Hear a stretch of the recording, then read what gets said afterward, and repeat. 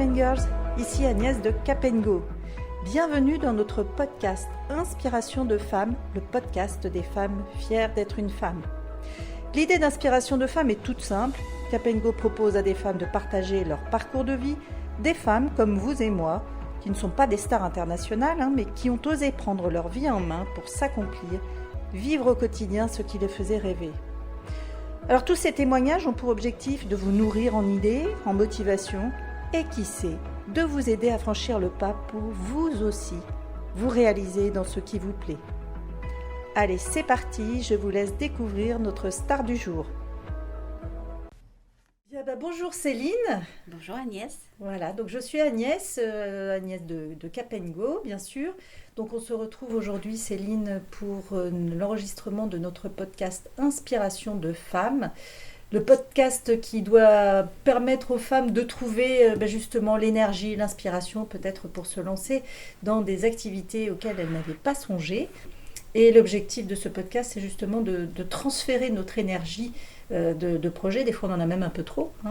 Mais de la partager justement avec d'autres femmes pour qu'elles en profitent et puis qu'elles puissent peut-être se réaliser encore plus pleinement qu'elles ne le sont aujourd'hui et oser se lancer dans une activité dont elles rêvent depuis peut-être des années. Génial. Voilà. Je n'ai qu'un mot à dire, génial. Merci Céline. Alors justement Céline, tu vas essayer de nous inspirer aujourd'hui en partageant ton parcours professionnel plus, mais peut-être qu'on touchera un peu ta vie privée si tu le souhaites.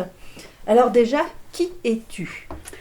Alors, j'ai l'habitude de me définir en disant « Je suis une licorne à paillettes ». Waouh, ça va faire rêver les petites filles, ça. Céline Boulage, licorne en paillettes. Voilà. Tout ça pour dire que, en fait, j'ai appris justement au fil de mon parcours et c'est ce que je vais peut-être expliquer tout au long de ce podcast. J'ai appris justement à être moi-même et à faire ce que j'ai envie de faire et ce que je veux faire. Voilà. Ce que tu as envie et c'est ce que j'ai envie de faire. Oui. Voilà. Et j'y vais et j'écoute pas ce qu'il y a, les mauvais conseillers, les bons conseillers qui ont de bonnes intentions mais qui finalement nous posent des fardeaux sur les épaules ou en tout cas des freins pour nous empêcher d'avancer avec l'intention de nous préserver mais finalement ça nous étouffe. Donc ce que tu es en train de faire passer comme message, c'est que quand on est convaincu d'un projet, si on a vraiment envie d'y aller, il faut savoir se boucher les oreilles et puis se détourner un peu de tous ces bons conseillers qui sont là autour de nous, même si c'est avec bonne intention, mais qui nous freinent dans nos projets. Tout à fait. Et donc, pour moi, la vie est belle et tout est beau. Et avec des paillettes. D'où la licorne à paillettes. D'où la licorne à paillettes, parce que c'est quand même un animal mythique et qui n'existe pas, mais en fait, si, moi je la vois, la licorne, et je suis persuadée du talent de chacun et de la beauté de chacun. Voilà.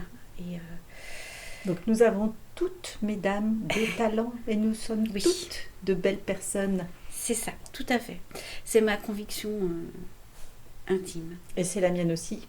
Ça tombe bien. Et voilà, c'est pour ça qu'on se connaît d'ailleurs. On se connaît, c'est bizarre qu'on se parle. Alors pour celles qui nous écoutent, quand même, je précise que Céline n'a pas de cornes, même si c'est une licorne. Mais j'ai des paillettes dans les yeux. Tu as des paillettes dans les yeux et tu brilles, ça c'est certain, tu scintilles. Merci. Alors Céline, est-ce que tu peux nous parler de ton activité professionnelle, de ton parcours, enfin en tout cas, qu'est-ce qui fait que je suis aujourd'hui dans ton bureau avec toi et qu'est-ce qui fait que tu as envie de partager ce parcours ? Alors mon parcours, il n'est pas forcément linéaire ou en tout cas atypique comme on pourrait l'imaginer.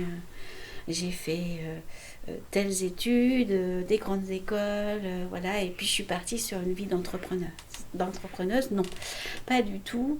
J'ai fait une licence en ressources humaines et puis j'ai trouvé un job, voilà, donc je suis partie, j'en avais marre des études pour tout le dire, j'avais envie d'aller dans le monde du travail et donc j'ai trouvé un job dans les RH et puis voilà, j'ai mené une vie somme toute classique de salarié avec des mobilités, des changements.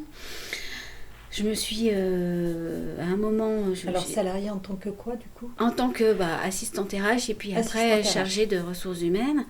Et puis, j'ai commencé sur Paris et je suis arrivée en Touraine. Et finalement, cette arrivée en Touraine, ça a été un peu un déclic avec la naissance de mon premier enfant, de ma fille. Et donc, là, j'ai changé un petit peu des RH. J'y suis retournée après.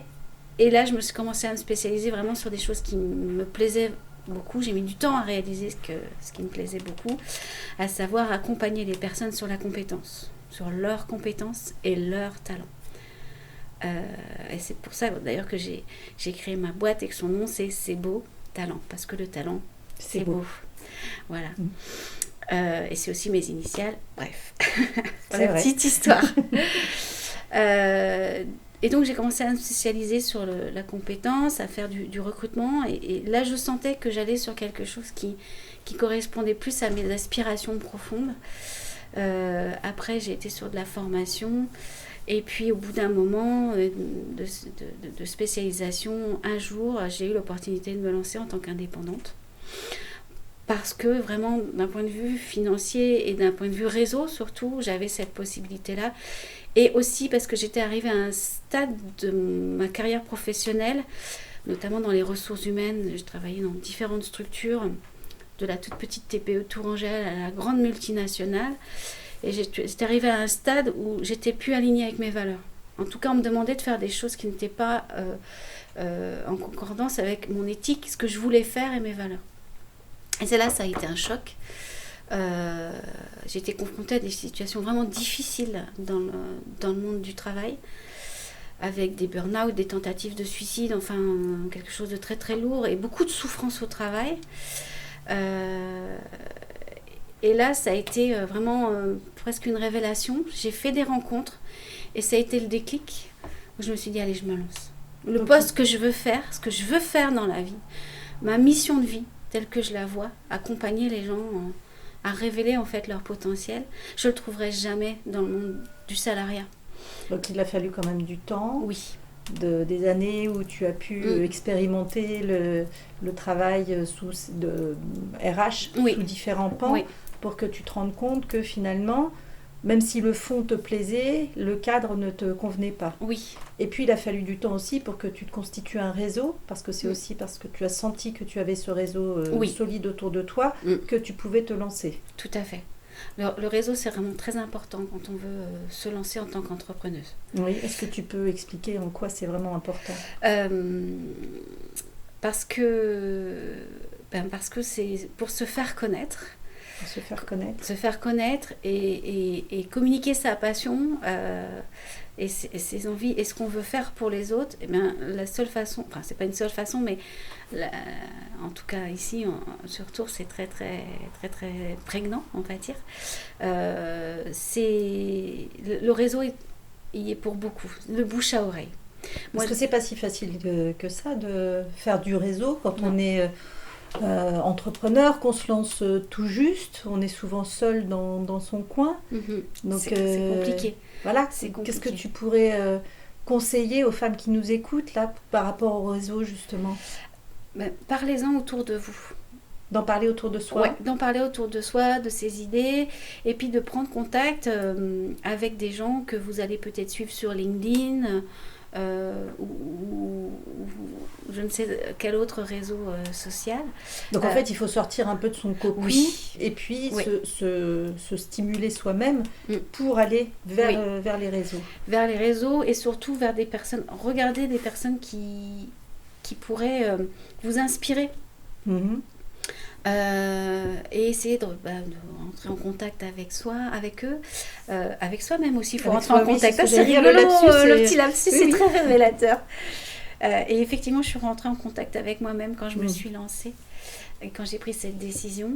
Et donc, on en était au réseau. Et puis, j'ai envie de dire aux personnes qui nous écoutent, si elles veulent se lancer, moi, je suis toujours à l'écoute pour répondre à des questions et voilà, peut-être mettre en contact avec les bonnes personnes. C'est ça qui est important dans le réseau, c'est que les personnes, quand on parle avec eux, ils vont vous mettre en contact avec leur propre réseau et c'est ça qui va créer l'effet boule de neige de ah oui d'accord, je rentre en contact, ah oui tu me parles de ça, je connais quelqu'un qui le fait et hop après c'est parti. Donc si vous êtes en Touraine et que vous avez besoin d'être boosté en termes de réseau, vous écrivez à Capengo, contact@capengo.eu et on vous mettra en contact avec Céline. Oui. Merci Céline. Mais de rien, en Touraine ou en région centre. Ou en région centre plus largement, oui, nous ne voyons pas trop petit. Et non. C'est ça. Alors tu disais tout à l'heure que ce qui t'a permis aussi de te lancer, c'était parce que tu es rentrée en contact avec toi-même. Oui. Est-ce que tu peux nous expliquer ça? Parce que c'est peut-être abstrait pour les personnes qui nous Oui. Mais en fait, je me suis écoutée. Tu t'es écoutée? Je me suis écoutée. J'ai senti justement cette fracture quand j'étais dans ce milieu compliqué, enfin des situations vraiment dures que j'ai pu vivre. Bon, il y a toujours pire. Voilà, je me lamente pas. Il fallait que je la vive, cette expérience. Et c'est là où j'ai dit non, c'est plus possible. Je suis vraiment pas bien. Je suis pas alignée. C'est pas moi. Ce n'est pas toi. Ce n'était pas moi. Et alors là, comment tu as pu faire la bascule?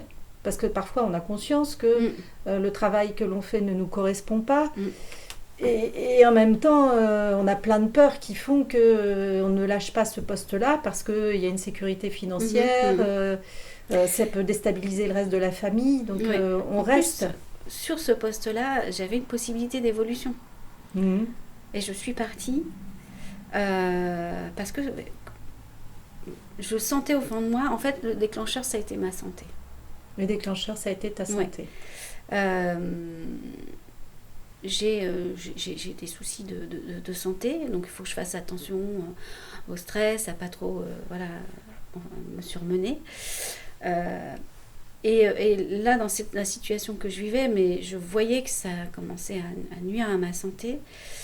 Et nuire à ma santé, du coup, ça a commencé peut-être à nuire dans ma vie personnelle et ma famille. Et ça, c'est quelque chose que je ne peux pas accepter. Donc j'ai dit, et puis c'est pas moi, ça nuit à ma santé, il faut que je me sauve. C'était de te sauver toi. C'était de me sauver moi. Oui. Et puis par là aussi préserver aussi mes proches. Ta famille.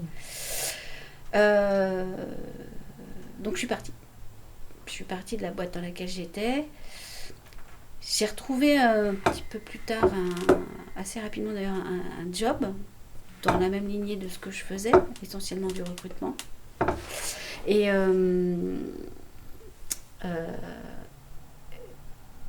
là, bon, je me suis dit, est-ce que je continue à faire ce que je faisais? Bon, c'était rassurant quelque part, parce que j'ai retrouvé un job, donc je peux retrouver un job. Et j'ai fait plusieurs rencontres où on m'a dit, mais pourquoi tu ne te lances pas? Et jamais j'aurais pu imaginer un jour me lancer en tant qu'indépendante. Ah oui, donc c'était pas du tout un projet que tu mûrissais depuis des années. Ouais. Et c'est des rencontres et le réseau qui ont fait que un jour quelqu'un m'a dit, mais mets-toi un coup de pied au cul. Hein. Excusez-moi l'expression. Donc un déclencheur, ta santé. Un déclencheur. J'ai eu et plusieurs un deuxième signaux. déclencheur, Voilà. les rencontres, le ouais, réseau. Ouais. Et là, j'ai dit, en fait, là, vu mon contexte, j'avais le droit au chômage parce que j'avais fait une rupture conventionnelle. Voilà, au niveau personnel, j'étais très stable. J'avais du réseau, du contact. Je dis, j'essaye. Voilà. Et alors, j'ai essayé. Et alors, le 1er janvier 2016, oui. je me suis lancée en tant qu'indépendante. Alors, comme je suis d'une nature très prudente et qui a besoin un peu de sécurité, n'est-ce pas, je me suis lancée en portage salarial. Je ne sais pas si tu connais le portage salarial. Tu peux expliquer en 2 mots? Oui, en 2 mots. Le portage salarial, c'est être indépendant, aller chercher des missions de travail auprès de clients, mais on a une structure, une société de portage qui va porter votre relation entre vous et le client et du coup qui vous salarie. Donc du coup, vous avez toujours l'activité de salarié tout en étant indépendant. Bon, ça a un certain coût, mais c'est plus sécurisant. Mais c'est plus sécurisant. On garde tout ce qui est la protection sociale, le chômage, etc., etc. À condition qu'on trouve des missions, bien sûr. Donc, pas d'entreprise à créer et quand même une certaine sécurité par rapport à la protection sociale et tout ça, le statut du salariat et tous les avantages que ça peut avoir. J'y suis restée un peu plus de 2 ans et au bout d'un moment j'ai dit c'est plus possible. Les charges étaient trop pour moi, je trouvais que c'était trop et donc j'ai lancé une micro qui s'est vite transformée en société par action simplifiée, une SAS, parce que là, en micro, il n'y a pas du tout de protection, là, du coup, donc c'était pas satisfaisant pour moi, donc voilà, je suis repartie sur une entreprise réelle. Donc aujourd'hui, tu as ta société Oui. En SAS, C'est Beau Talent. C'est ça. Oui. Comment tu vis cette société ? Depuis que je me suis lancée, et du coup j'ai aussi continué le travail sur moi-même, ça a été vraiment le déclencheur, de travailler sur soi et d'apprendre à se connaître. C'était une réconciliation en fait. Réconciliation avec toi-même ? Ouais. Et donc ça s'est pas fait en un clic, c'est vraiment à partir du moment où j'ai pris cette décision, ça s'est amplifié et je n'ai été que dans ce mouvement-là, de me connaître et d'apprendre en plus à connaître tous les modèles qui peuvent exister de compréhension un petit peu des personnalités et des modes de fonctionnement. Donc c'est important de faire un travail sur soi. Oui. Oui. Oui. Pour se connaître. Alors toi, ça a un impact direct avec ton activité. Oui, en plus. Voilà, donc il y a aussi cet aspect-là. Mais juste sur le plan personnel, par rapport à ta posture de chef d'entreprise, qu'est-ce que ça t'apporte de bien te connaître, de faire ce travail sur toi ? Mais de la sérénité. De la sérénité. Déjà. Et puis de la confiance en soi. La sérénité, de la confiance en soi. Ouais. S'accepter tel qu'on est, c'est un premier pas vers la confiance en soi et l'estime de soi, bien sûr. Donc s'accepter tel qu'on est, s'apprécier et comme je disais au tout début, ne pas écouter les autres mais s'écouter soi. Et dans ma philosophie à moi, s'écouter soi pour mieux écouter les autres après. Oui, parce que tu as un métier qui est tourné vers l'humain. Exactement. Et aujourd'hui, qu'est-ce qui te nourrit le plus dans ton travail ? Alors, le premier mot qui me vient à l'esprit, c'est les autres. Les autres. Parce que c'est mon métier. Ben oui. Parce que c'est dans ma dynamique et dans mon chemin de vie. Alors justement, comment est-ce que tu pourrais définir ton métier ? Alors mon métier, moi j'aime bien le présenter comme ça, je suis consultante en réalité humaine. Oui, alors j'avais vu sur ton profil LinkedIn que tu le définissais comme ça. Oui. D'où vient cette dénomination-là ? Comment est-ce que tu as construit cette appellation ? Contrôlée peut-être ? En fait, c'est rigolo, il n'y a jamais de hasard que des rendez-vous, n'est-ce pas ? Ça faisait longtemps que le mot ressources humaines ne me parlait plus depuis ce que j'avais vécu. Ça a pris des connotations négatives, en tout cas des connotations qui ne me parlent plus. Et je suis vraiment, en tout cas, je trouve que cette expression, elle est en phase avec mon éthique et ce que je veux faire et la façon dont je pratique.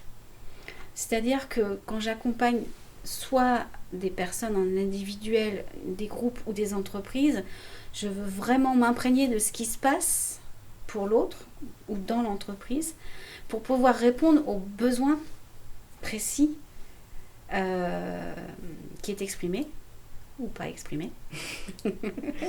Souvent pas exprimé. Souvent pas exprimé. Mais vraiment, je dis aussi que j'aime bien faire de la haute couture, c'est-à-dire je fais du sur-mesure. Je vais répondre aux besoins de la personne. Et donc, j'ai besoin de m'ancrer dans la réalité de l'autre ou de l'entreprise pour pouvoir mieux l'accompagner. Voilà. Et je suis vraiment sur de l'opérationnel. Je ne fais pas dans la théorie, je fais vraiment dans le pratico-pratique.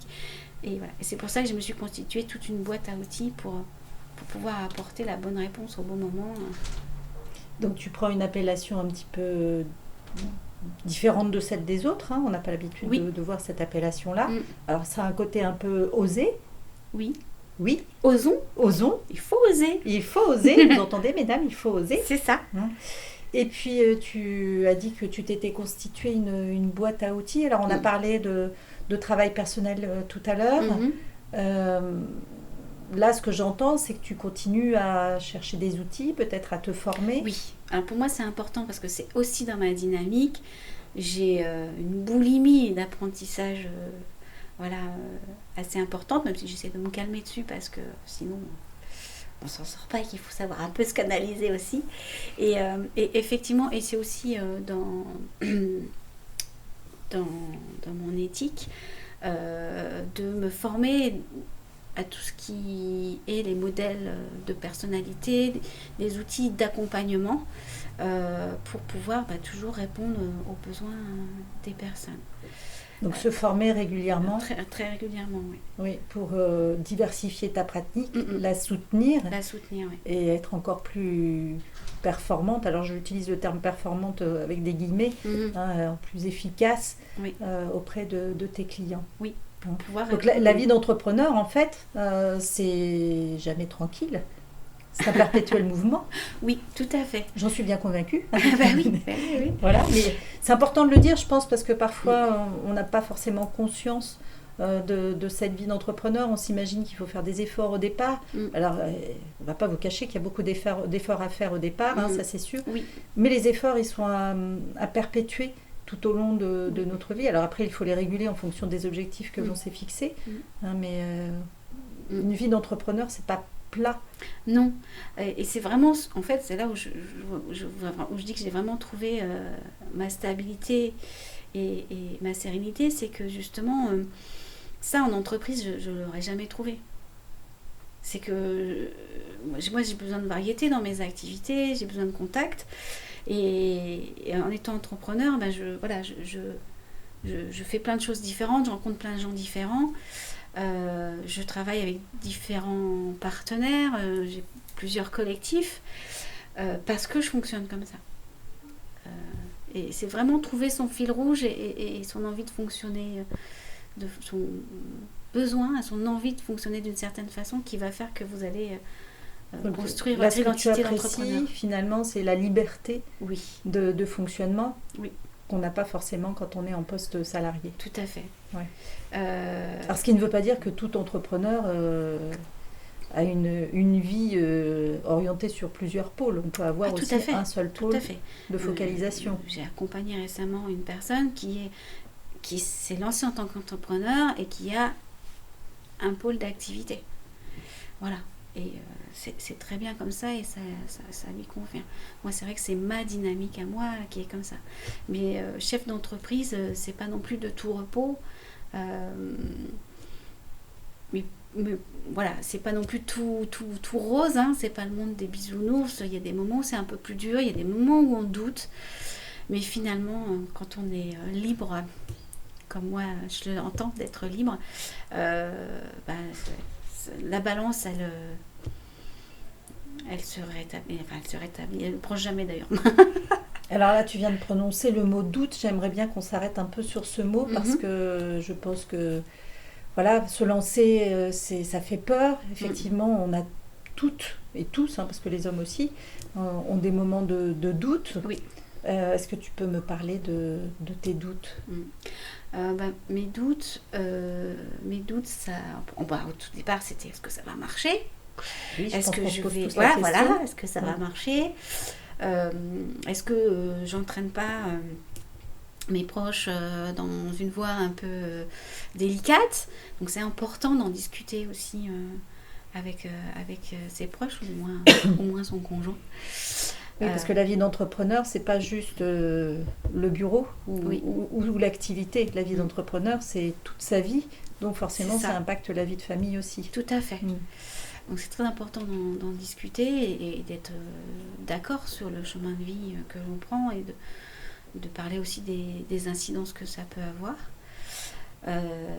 Voilà. Et les doutes,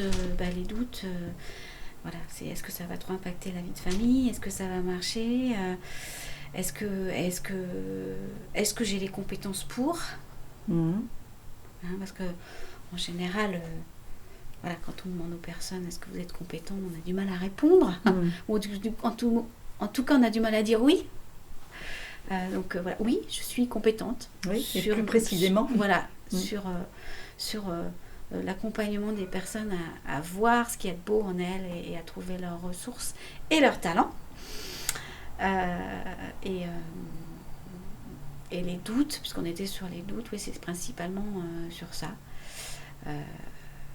Est-ce qu'en dehors des doutes, alors je précise que les doutes, on peut les voir comme faiblesse, mais on peut les voir aussi comme force. Ils sont protecteurs parce qu'ils nous permettent quand même de prendre du recul, de ne pas foncer tête baissée et de réfléchir, de prendre le temps de la réflexion et peut-être aussi de concerter d'autres personnes, donc d'étayer le projet.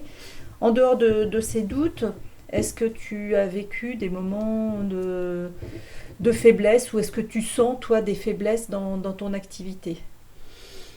Alors, les moments de faiblesse,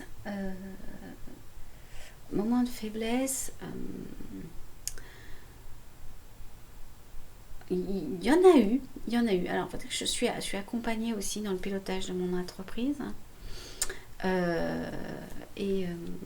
Donc, quand j'ai commencé cet accompagnement, au début,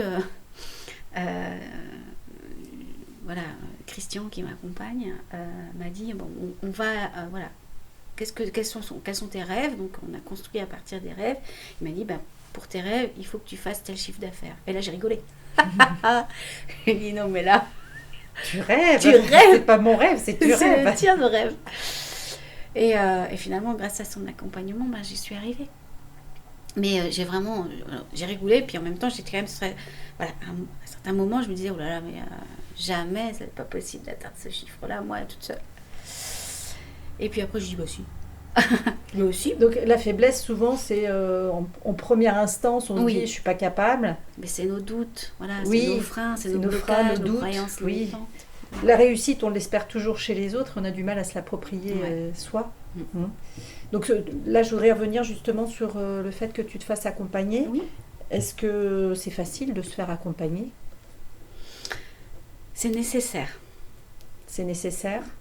Pour moi, oui. Quand on se lance en tant qu'entrepreneur, on crée son activité, son entreprise, on ne peut pas tout faire tout seul. On ne peut pas tout faire tout seul. Non. Entendez-le bien, ça, mesdames. Là. Oui. On ne peut pas tout faire tout seul, c'est pas ni possible. toutes seules. Oui. Je précise parce que nous, les femmes, on a toujours une énergie peut-être supérieure à la moyenne et on est habitué tellement à gérer deux choses en même temps qu'on s'imagine qu'on va y arriver. Et non, on ne peut pas tout faire toute seule. Tout à fait.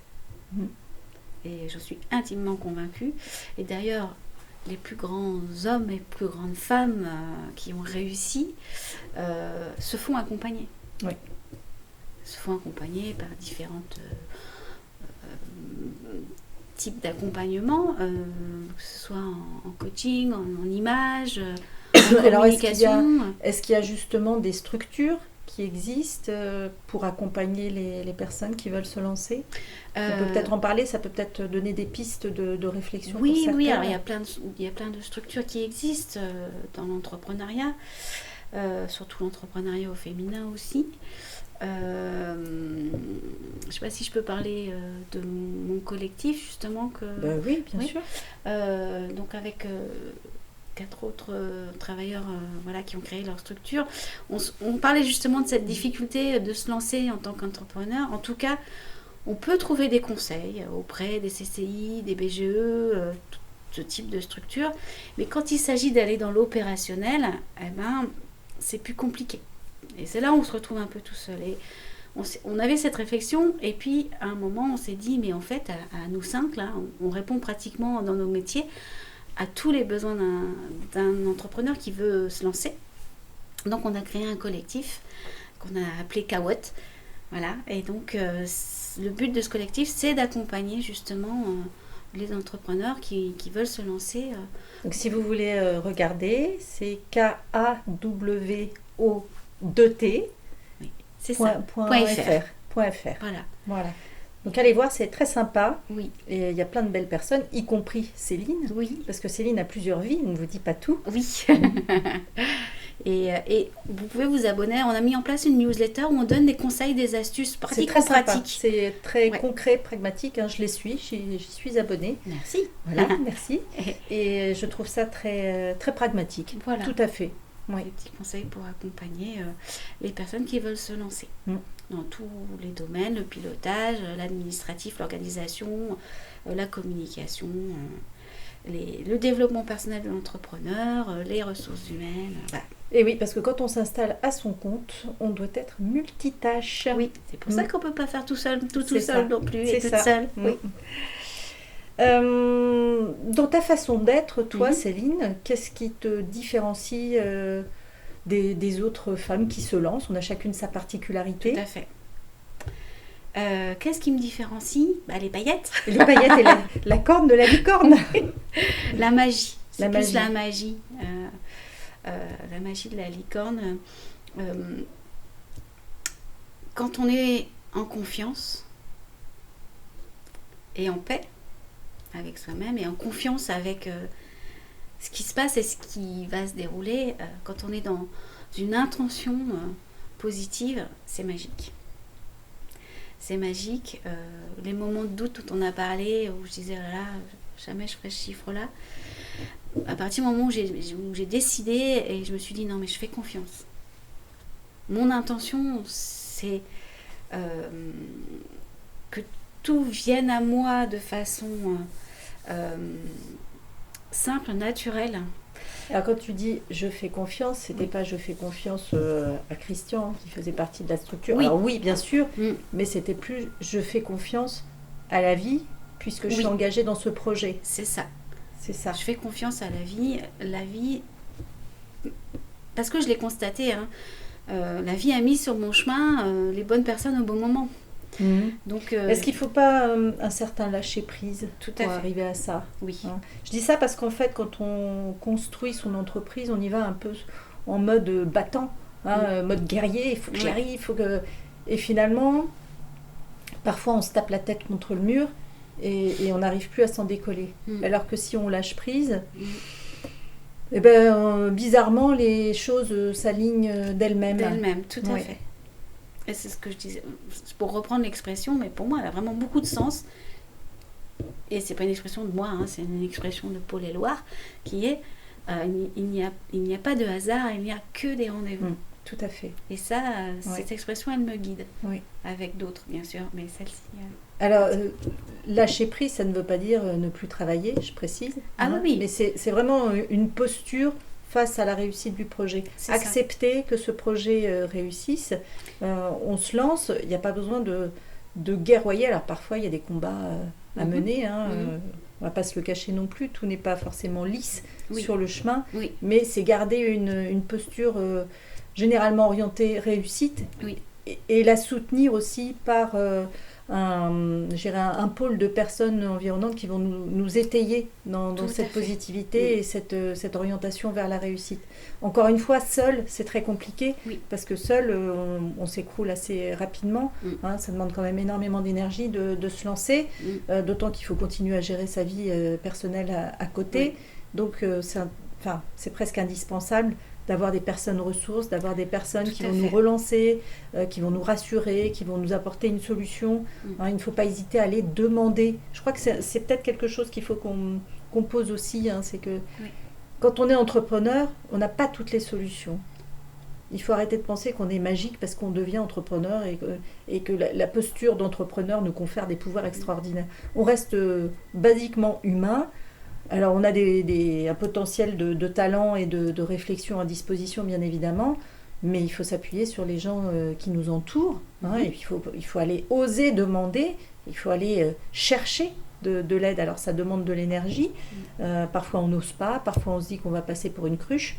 Mais non, en fait, on s'aperçoit que les gens sont heureux de nous aider. Tout à fait, tout à fait. Et il y a un point aussi important que j'aimerais livrer. Effectivement, faut faire confiance, il faut être dans le lâcher prise. Il faut aussi s'accorder le droit à l'erreur. Très juste. Très, très juste. Et ça, c'est quelque chose qui est compliqué en France, je trouve, parce qu'on n'a pas une culture du droit à l'erreur en France. On a une culture de je pointe l'erreur, justement. C'est ça, tout à fait. Et là, il faut lâcher prise avec ça aussi et de se dire, et au contraire, si je me trompe, j'apprends. Oui, puis la construction d'une entreprise, en fait, c'est une avancée avec des réajustements perpétuels. Exactement. On n'a pas un point A et un point B et pouf, on y va directement. C'est pas du tout ça. En fait, on avance et au fur et à mesure de ce que l'on trouve sur son chemin, on réajuste. On a un objectif qui est posé à un moment donné, mais cet objectif, on va le repositionner aussi en fonction de notre avancée. Donc tout ça s'affine au fur et à mesure du temps. Et c'est pas... Enfin, moi j'aime bien donner l'exemple de Dyson avec son aspirateur. Oui. Il a fait quand même 649 prototypes avant d'arriver à trouver un modèle qui fonctionne bien, qui corresponde à ce qu'il attendait et qui puisse correspondre à ce qu'attendait aussi la clientèle. 649. Moi, des fois, quand j'ai des petits moments de découragement, je me rappelle ça et je me dis, allez, courage, c'est bien, t'as vécu une expérience, qu'est-ce que t'en tires comme leçon, entre guillemets, comme bénéfice pour pouvoir continuer et que ça aille encore un peu plus loin. Tout à fait. Ah, c'est marrant, tu parles de Dyson. Moi, je pense à Edison. Oui. Edison, avant qu'il ait fait son ampoule, ou qu'il l'ait piqué à quelqu'un d'autre, moi, je ne connais pas l'histoire, mais bref, il a quand même déposé plus de 1000 brevets. Ben voilà. Donc, il y est arrivé. C'est ça. Et moi, je trouve que c'est assez... ça rassure d'entendre ça. Oui. On a le droit à l'erreur. Il faut même faire des erreurs. Moi, je vais plus on loin. Apprend. On apprend de ses erreurs. Il faut faire des erreurs parce qu'on apprend de ses erreurs. Oui. Le tout, c'est de prendre du recul par rapport à ses erreurs. Ça va prendre du recul, analyser ce qui a péché et puis s'appuyer dessus pour rebondir. C'est ça. Ok. Céline, est-ce que tu peux me dire ce que tu apprécies comme liberté professionnelle dans ton métier? En fait, c'est ma valeur phare, ressource, c'est la liberté. La liberté. Ah oui. Et cette liberté, et souvent quand je parle avec des entrepreneurs, on dit la même chose, c'est-à-dire qu'une fois qu'on y a goûté, c'est très compliqué de revenir en arrière. Moi, je sais pertinemment, je me revois encore en train de dire à mon mari, non mais si ça ne marche pas, je ne peux pas retourner dans le salariat, c'est pas possible, je ferai autre chose. Donc la liberté, et pourtant, il y a énormément de contraintes. Il y a énormément de contraintes. Quand on est entrepreneur. Oui, mais c'est cette liberté, et je pense aussi pour moi, d'avoir personne au-dessus. Juste le terme de le dire, ça m'arrache la bouche. Derrière moi, en train de regarder par-dessus mon épaule et de me dire, fais ci, fais ça, et je veux que tu ailles dans cette direction et que tu fasses comme ça. Ça, moi, ça me va pas. Donc de la liberté, mais associée à des responsabilités, parce que du coup, comme tu n'as personne au-dessus, tu es pleinement responsable de tes actes et du développement de ton entreprise. Tout à fait. Et ça, c'est le bonheur pour moi de dire que voilà, je l'ai fait. Ou je l'ai pas fait, je n'ai qu'à m'en prendre qu'à moi-même. Mais je l'ai fait. Donc c'est à la fois un peu angoissant peut-être sur certains points, mais tellement motivant par ailleurs. Oui. C'est sentir cet alignement en fait. Ça fait plusieurs fois que tu prononces ce mot alignement. Oui. Oui, parce que c'est quelque chose d'important pour moi de se sentir soi-même en fait. Je parle d'alignement parce que tout coule de source et intérieurement vraiment je ressens cet alignement de dire je suis en droite ligne avec ce que je veux faire, qui je veux être, qui je suis et avec mes valeurs et mon éthique. Ça a l'air simple quand on t'entend. Ah oui, mais en fait ça fait 6 ans que je travaille dessus. Donc, c'est un projet de longue haleine. C'est de longue haleine, oui. Donc ce qu'il faut entendre, c'est qu'il faut de la patience pour se construire en tant qu'entrepreneur. Même si on lance un projet, ce projet il n'est jamais finalisé dans l'immédiat. D'abord, je ne sais pas si un jour il est complètement finalisé parce qu'il vit. Un projet, c'est pas quelque chose de figé, c'est une vie. Hein, et au travers de ce projet, il y a toute l'âme de l'entrepreneur qui vibre. Oui. Donc, comme on est en perpétuel mouvement nous aussi, voilà, il y a des vibrations entre le projet et l'entrepreneur et il faut trouver une adéquation entre tout ça. Et c'est le chemin qui est beau. C'est le chemin qui est beau. Plus que le résultat en lui-même. Oui. Oui. Oui. La licorne pailletée sourit. C'est ça. Selon toi, comment est-ce que l'on peut différencier une bonne idée de business d'une idée qui nous emballe juste à un moment? Déjà, c'est de pas faire tout seul dans son coin. Encore une fois, je reviens à la même chose. Hein. Une bonne idée de business, c'est une idée qui est comme construite. Qui est construite, planifiée. Voilà, c'est pas... on va étudier, on va voir si c'est porteur, si on a des possibilités de développement. Donc il faut vraiment faire un travail de réflexion. Oui. Aller solliciter aussi l'avis de tierces personnes. Oui. Qui auront un regard forcément différent du nôtre. Hein, parce que nous, en fait, quand on a une idée, on est intimement convaincu que c'est la meilleure. C'est ça. Mais c'est par rapport à nos repères à nous. Est-ce que ça va convenir à une clientèle après Voilà. Est-ce qu'il y aura des clients? Est-ce que ça va... Voilà. Donc se faire entourer, solliciter des personnes et écouter quand même à minima leur avis pour une fois. Ouais. Et parfois, parce que moi ça m'arrive de temps en temps, ça m'arrive souvent d'écouter les gens, mais de demander un avis et finalement de rester à de pas les écouter et de rester à ma première opinion. Oui, mais tu as confronté ton avis au leur. Exactement. Oui. J'ai étalonné et en fait d'écouter l'avis des autres, ça m'a juste conforté dans mon idée. Voilà. Si tu avais 3 mots à donner pour étayer le bon lancement d'une entreprise, quels seraient-ils? Passion. Passion. C'est une bonne question. Toujours, je ne pose que des bonnes questions. Là, toi, le premier mot qui m'est venu, c'est passion. Structuration quand même. C'est exactement celui que je pensais, c'est rigolo. Vrai, oui. Les grands esprits. Communication. Passion, structuration, communication. Que des ions. Que des ions, tout à fait. Et si tu avais un conseil à partager aux femmes qui nous écoutent pour terminer, quel serait-il? Mesdames, allez go, lancez-vous, osez. Vous risquez rien. Vraiment, vous risquez rien. Et la seule chose que vous risquez, c'est d'être libre et sereine. Libre et sereine. Alors, mesdames, c'est à vous de jouer. Merci beaucoup, Céline. Merci à toi, Agnès. Et à très bientôt. À bientôt. Au revoir. Au revoir. Voilà, ce podcast touche à sa fin. J'espère qu'il vous a intéressé, voire inspiré. En tout cas, s'il vous a plu, n'hésitez pas à le partager à toutes les amies autour de vous qui peuvent se nourrir de ces inspirations de femmes. Likez, faites vos commentaires, parce que nos podcasts vivent grâce à vous. Et je vous dis à très bientôt pour de nouveaux épisodes.